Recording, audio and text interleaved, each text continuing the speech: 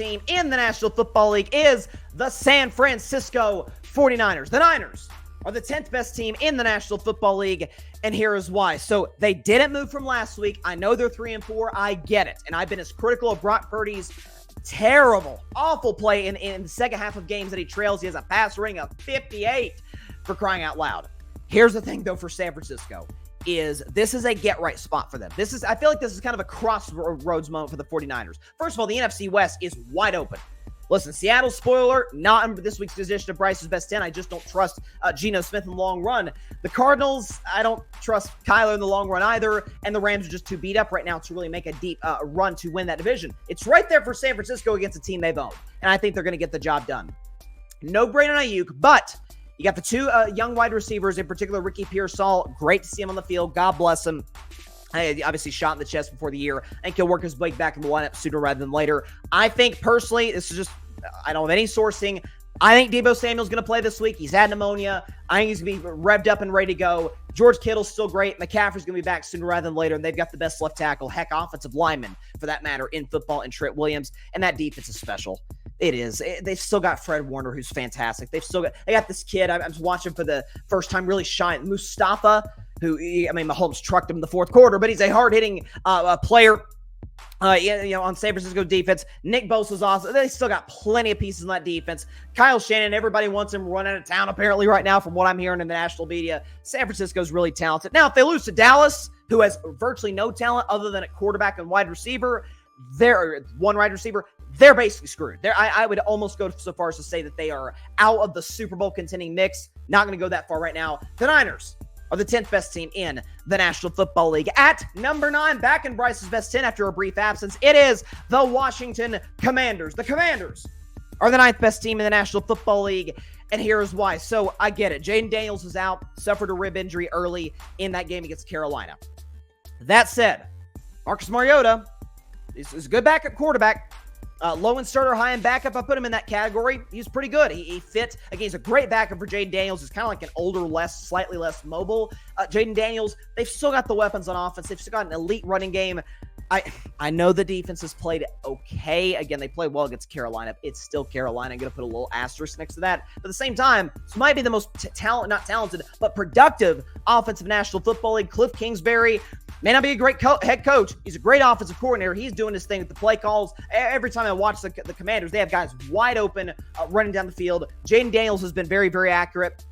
I wish we could have seen him this week in what could have been a big-time rematch, or not a rematch, but a matchup between he and Caleb Williams, number 1, number 2 overall pick. Wish we could have seen that. We will not, but they're 5-2. They're leading the NFCs. They got an elite offense, maybe the best in football. No way I'm not putting them on this week's edition of Bryce's Best 10. The Commanders are the 9th best team in the National Football League. At number 8, it's my team. It's my Pittsburgh Steelers.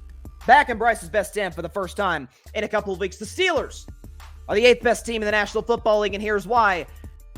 What did he call himself? Mr. Unlimited. I don't know if it's going to be sustainable, or if it is sustainable. I have my skepticisms.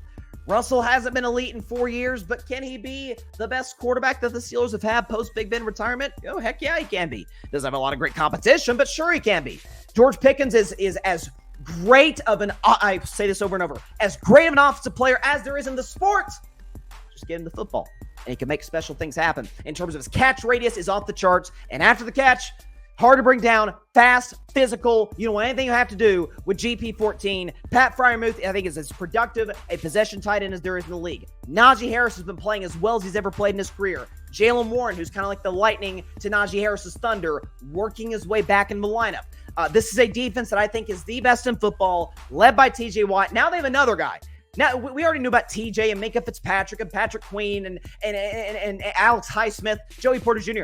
Now they got this kid, Beanie Bishop, who had 2 big-time interceptions off of Aaron Rodgers, one off a bad errant throw, one off a drop pass by Garrett Wilson. He's a ball hawk. He's everywhere he needs to be. There's nothing not to love about the Steelers' defense. Offensively, just be efficient. Just protect the football and give the quarterback, the O-line, which is my main concern in this team, give Russell Wilson time to cook to the best of his ability. If you do that, Steelers are pretty good. And right now, I think they're the 8th best team in The National Football League at number 7. They also are back in Bryce's best 10 after a brief absence. It is the Buffalo Bills. The Bills are the 7th best team in the National Football League, and here is why. So Josh Allen obviously is playing exceptional football right now. He'd be my number 4 on the MVP ballot behind Lamar, Goff, and Derrick Henry. I think the guy is, by the way, 0 turnovers this year. I never thought I'd say it in my life. We're 7 games into the NFL season. Josh Allen, who threw a career-high 18 picks last year, 0 through the first bit of this year, and now a Bills wide receiving corps that I thought was okay, with obviously helped by that running game.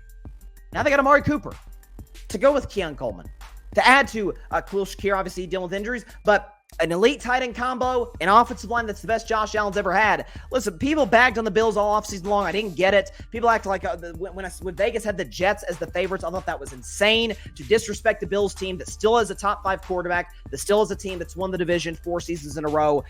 Allen's playing as well as he's ever played. He's not turned the football over. Buffalo's very, very dangerous in the AFC. They are the 7th best team in the National Football League. At number 6, dropping a spot from last week, or dropping a couple spots rather, it is the Houston Texans. The Texans are the 6th best team in the National Football League, and here is why. So, listen, with Houston, I commended them on Monday's show, the fact that CJ Stroud throws for sub 100 yards at Lambeau, and it can't generate anything offensively, and it takes a walk-off field goal by the Packers to beat the Texans at Lambeau. Stroud had a bad game. Everybody has bad games. Mahomes has bad games. Allen, Lamar, everybody has bad games.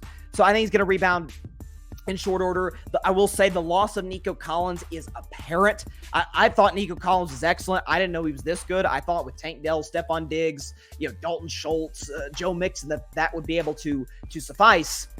It did against the Patriots. They're a bad defense, and it clearly didn't at all against the Packers, where Houston got majority of their points off of bad Jordan Love interceptions. I still love this defense. I still love D'Amico Ryans, and I still believe in CJ Stroud. Again, as I say every week on this segment, my only concern about this team is youth. That's the only thing is, can they learn to be able to close games like Sunday against an elite team, which Green Bay is, and obviously you'll see them later in the segment. Still love Houston. They're the clear, far and away front runners. They're going to waltz to the AFC South, stop it with Indianapolis, and I love Trevor Lawrence. They're not running down Houston. So right now, no question about it, the Texans are the 6th best team in the National Football League. The team that they lost to is at number 5. At number 5, it is the Green Bay Packers. The Packers are the 5th best team in the National Football League, and here is why. So first things first, Jordan Love's got to cut back on the picks. I think this season Jordan Love has something like was it 8 interceptions this year, something like that. So Jordan Love's got to cut down on the turnovers, on the reckless throws. With that said, though, when Jordan Love's got it going, that deep ball is flying over the top to Jaden Reed, to Romeo Doubs, Christian Watson. When healthy, it's a special thing to watch. They've still got really talented tight ends. Tucker Kraft is really, really good, with the ball in his hands after the catch. Josh Jacobs run the football effectively. They have Green Bay has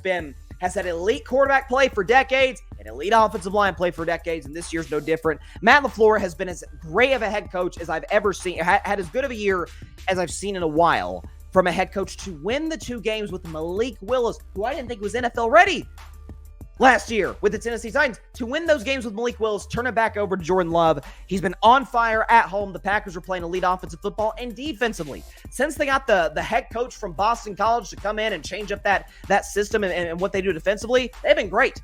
Okay, being able to hold CJ Stroud, no Nico Collins, but still to under 100 yards passing, that's elite defense right there. Again, they got McKinney playing the best football of his career, a sneaky potential defensive player of the year candidate. Rashawn Gary's an excellent pass rusher. Not much. Jair Alexander's still a great corner. Not much not to like about the Packers, other than the fact that, similar to the team they played on Sunday, Houston, I do have concerns about their age in the long run. But as we see today, the Green Bay Packers are the 5th best team in the National Football League. Staying in the NFC North at number 4, it is the Minnesota Vikings. The Vikings are the 4th best team in the National Football League, and here is why. So, to me, that was there's such thing as good losses. There really are. I don't believe in bad wins. I do believe in good losses, in the sense that, sure, you blew the 10-0 lead to Detroit. Detroit's going to do that to a lot of teams this year. That's an elite offense. Listen, Minnesota's defense got gashed. Everybody's defense has gotten gashed by the Detroit Lions this year. Even Tampa Bay, who beat them, Lions got a bunch of yards. They just couldn't cash it in the red zone. Listen, this is the Vikings team. It's got the best receiver in the game, Justin Jefferson. They're doing offensive damage without TJ Hawkinson. Aaron Jones, who was beat up coming into the week, looked great against Detroit. Sam Darnold, again, I'm still waiting for that moment where Sam Darnold turns back into the old Sam Darnold. With that said, he's playing really, really good football. This defense is going to be fine in the long run. Like that, I don't look at Sunday's game as a referendum on the Vikings defense whatsoever. They have arguably the second best, I think Spag's the best DC, arguably the second best defensive coordinator in football in Brian Flores, one of the best offensive play callers in football in Kevin O'Connell. Talented offense, talented defense. The Vikings are far better than I could have ever imagined coming into the season. I didn't think they'd be that good. That said, the Vikings are the fourth best team in the National Football League. At number 3, moving up a couple of spots from last week, it is the Baltimore Ravens. The Ravens are the third best team in the National Football League, and here's why. Lamar Jackson is playing like the MVP right now. There's just no other way around it. 5 touchdown passes against the Tampa Bay Bucs. I get Tampa doesn't have a good defense. I understand that. You still got to deliver the throws on time, on the money. Now Mark Andrews, who hadn't seen a touchdown in basically a year up until last week, or a couple weeks ago rather, now he's getting more and more involved in the offense. Zay Flowers is truly coming into his own as a number 1 receiver in this league. Derrick Henry is, to me, right along with Lamar in the top 3 of the MVP race. Love John Harbaugh. My only 2 questions about this team in the long run, folks, is this. Number 1, they've got statistically the worst pass defense in the NFL. I don't know if that's fixable. Again, if Baltimore had a good defense, they'd be no lower than number 2 on Bryce's best 10. They're still at number 3 because their offense it's the best Lamar Jackson has ever had in terms of the talent around him, O-line, run game, receivers, and individually he's been exceptional.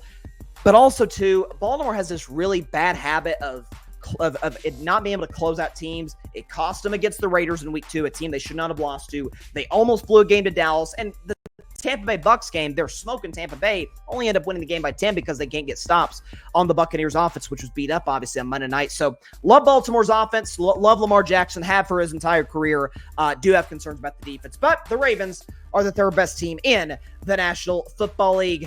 And then we go back into the top 2, which has remained the same every single segment, all 8 of Bryce's best 10 in this 2024 season. But we'll talk about them anyway. At number 2, it's my NFC title pick, the Detroit Lions. The Lions are the second best team in the National Football League. Dan Campbell, what'd y'all do again? Kneecap.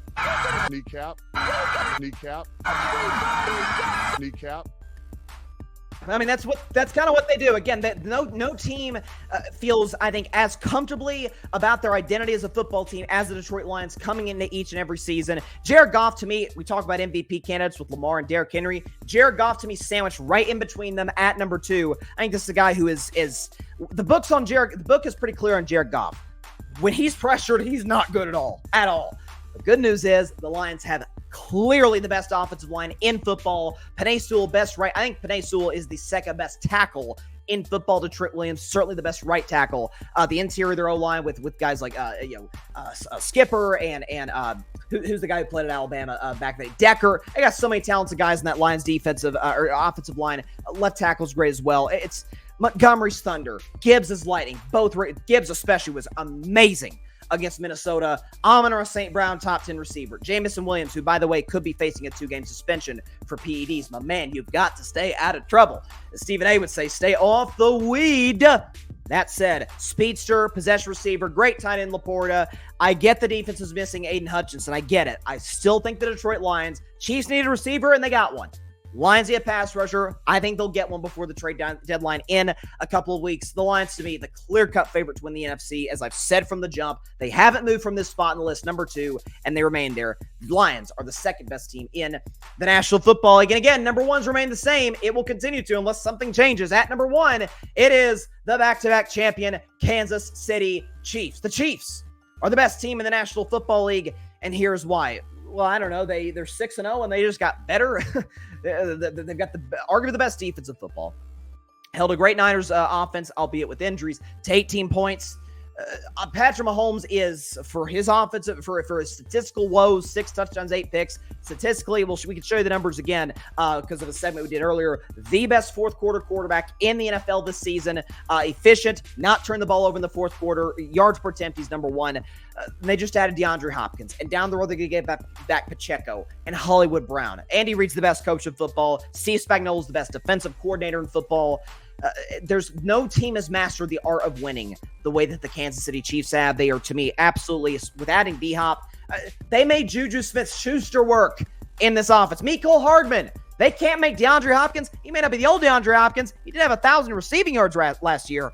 Not much not to like about this Chiefs team. The Chiefs, once again, are the best team in the National Football League. Thanks so much for watching the show on YouTube, and be sure to go click that big red subscribe button and check out the other clips and full shows from Carving It Up Live, as well as our other incredible content creators here on the Grid Network.